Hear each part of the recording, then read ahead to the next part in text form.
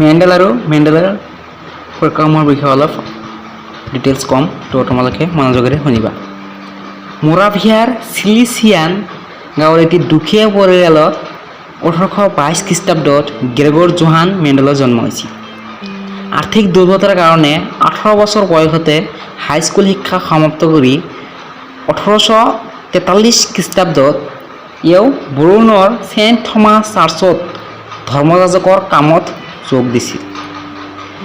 1851 খ্ৰীষ্টাব্দত মেণ্ডেলে ভিয়েনা বিশ্ববিদ্যালয়লৈ গৈ অংকশাস্ত্ৰ, পদাৰ্থবিজ্ঞান আৰু প্ৰাকৃতিক বিজ্ঞান অধ্যয়ন কৰে। এওঁ ইয়াত 2 বছৰ অধ্যয়ন কৰি পুনৰ ভিয়েনালৈ উভতি আহি চাৰ্চত যোগদান কৰে। ভিয়েনাত থকা কালছোৱাত মেণ্ডেল উদ্ভিদ বিজ্ঞানী গিয়াৰ্টনাৰৰ উদ্ভিদৰ সংকৰণ পৰীক্ষাবোৰৰ প্ৰতি আকৃষ্ট হৈছিল। বৰুণত তেওঁ স্কুল এখনত পদাৰ্থ বিজ্ঞান আৰু প্ৰাকৃতিক বিজ্ঞানৰ শিক্ষক হিচাপেও কাম কৰিছিল।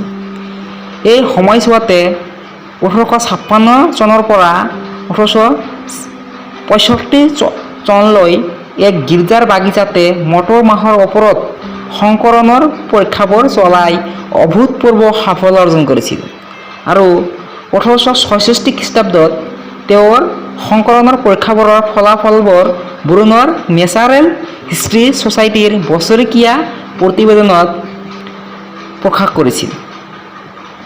1884 খ্ৰীষ্টাব্দত তেওঁৰ মৃত্যু হয়। তেওঁৰ সমসাময়িক বিজ্ঞানীসকলে মেণ্ডেলৰ পৰীক্ষাবোৰৰ গূঢ়াৰ্থ বুজিব পৰা নাছিল। হেতুকে সেই সময়ত মেণ্ডেলৰ আৱিষ্কাৰসমূহে সমাদৰ লাভ কৰা নাছিল।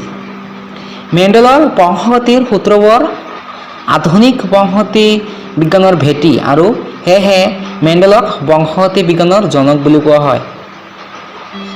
মেণ্ডেলে বংশগতি অধ্যয়নৰ বাবে মটৰ মাহ উদ্ভিদক বাছি লৈ নিৰ্বাচিত সংকৰণ পদ্ধতিৰ দ্বাৰা জীৱৰ বৈশিষ্ট্যসমূহ বংশ পৰিক্ৰমাত এটা জোনৰ পৰা আন এটা পৰৱৰ্তী জোনলৈ কেনেকৈ প্ৰবাহিত হয় সেই সম্বন্ধে 1866 খ্ৰীষ্টাব্দত তেওঁৰ ব্যাখ্যাবোৰ উপস্থাপন কৰিছিল।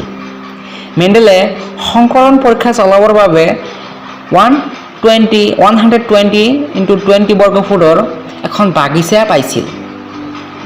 এই বাগিচাখনতে তেওঁ 1856 চনৰ পৰা 1863 লৈ কেইবা প্ৰকাৰ উদ্ভিদৰ ওপৰত পৰীক্ষা নিৰীক্ষাৰ কাম কৰিছিল।